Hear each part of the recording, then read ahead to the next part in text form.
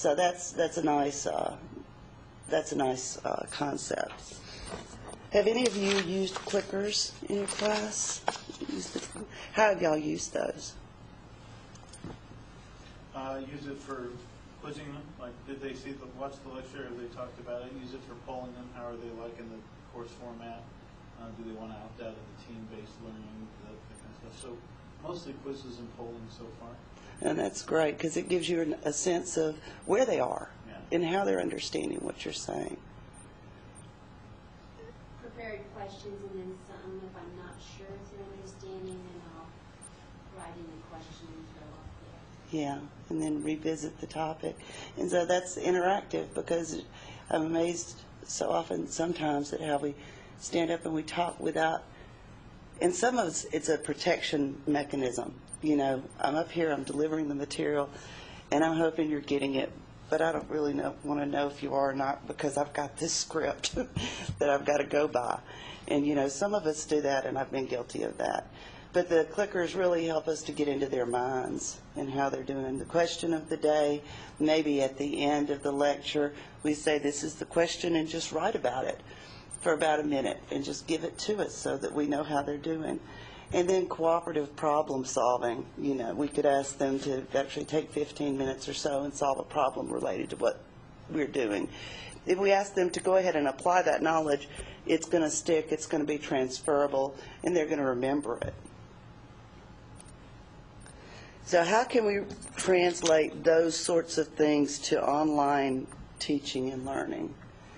And so since we talked about think, pair, share, would you like to think and pair and share? Actually, we could all be a group of 4. So that how can we translate some of these ideas, or how have you seen them, or how have you translated some of these ideas to online? Just like you can assign groups or teams, you could assign them with a partner that they need to chat with online. Mm-hmm. Problem with the concept. Absolutely, and then you're building that community of learners, and they're learning to lean on each other. What else might we do? I haven't done it, but I was thinking that, if there's any value in real-time think, pair, share, then you could try to do that within a chat room context. Mm-hmm. I I bet it would, and you could do it in LIMBA with the breakout rooms, and students could break out. Then you could do it with discussion boards. Even that could be their discussion for the week, would be to... But don't you think there's some difference in the asynchronous, asynchronous? I mean, I certainly know that if I assign something like that as a discussion board that we do by the end of the week,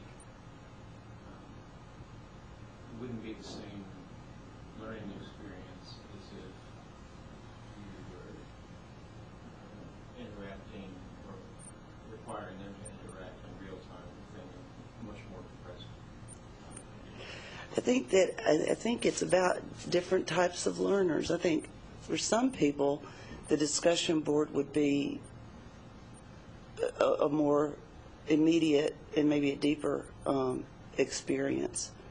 If they're more linguistic, visual, the auditory learners we say there's no such thing as an auditory learner now, but the people who like to process as they think, maybe even extroverted type people, might do better in the online discussion board. And that's something that I don't think people have looked at much in the research, but I think it's really important.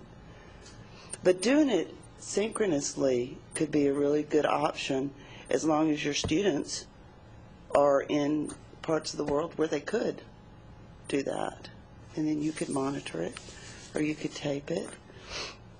I guess we could set up lots of wikis and we'll maybe that out. Maybe we're not looking for the wiki outcome, but just some different format other than the discussion board. Yes. Because like you and I have talked about, they're so discussion boarded out sometimes. I am included. Yeah. Because we've been using those for about 10 years, and they use them in every class. The voice threads, too, are nice, and could work for that sort of thing. It's not real time, but that could be nice for people who would rather not type. And so there are several ways we could translate active learning and interactive lecture to online. And we've talked about some really good ones. When we think about our purpose, when we're lecturing online, it's kind of different from face-to-face, because for so long, lecture was the model for face-to-face. That's what students did when they came to class. That's what I did when I went to class when I was a freshman and a sophomore. I came to class and I listened and I took notes and I studied and I took a test. And that was the primary mode of learning. But now when we think about taking that lecture online, I think we have to ask ourselves what the purpose of the lecture is, because we're probably going to change our lecture completely to fit it into that 100% online format. We might ask ourselves, how is the lecture assisting the students in doing whatever it is they're asked to do with our content this week? And that's important, because if it's not moving the object, it's like music in a musical. If it's not moving the plot forward, let's not do it.